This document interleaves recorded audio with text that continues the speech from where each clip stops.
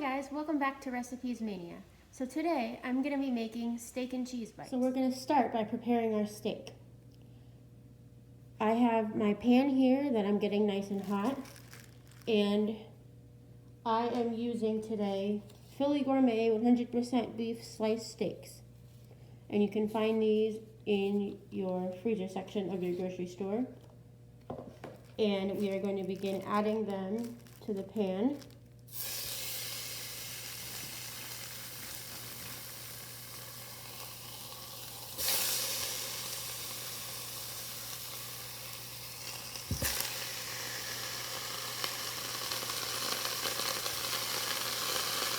Okay, so we have that nice and brown and broken up, and now we're going to season it up a bit. We're going to add some salt, a little bit of pepper, and some steak seasoning. I'm using McCormick Girl Mates Montreal steak seasoning today, and we're going to add some of that in. Give that a nice stir.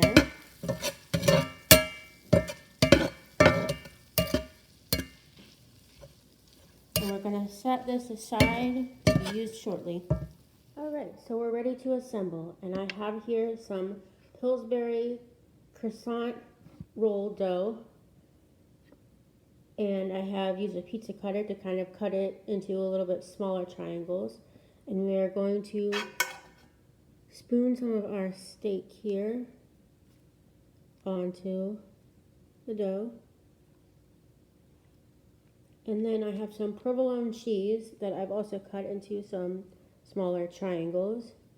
And we're going to lay that on top, fold our dough over, and get it covering everything. And then we are going to want to use a fork to seal it and kind of crimp down the edges.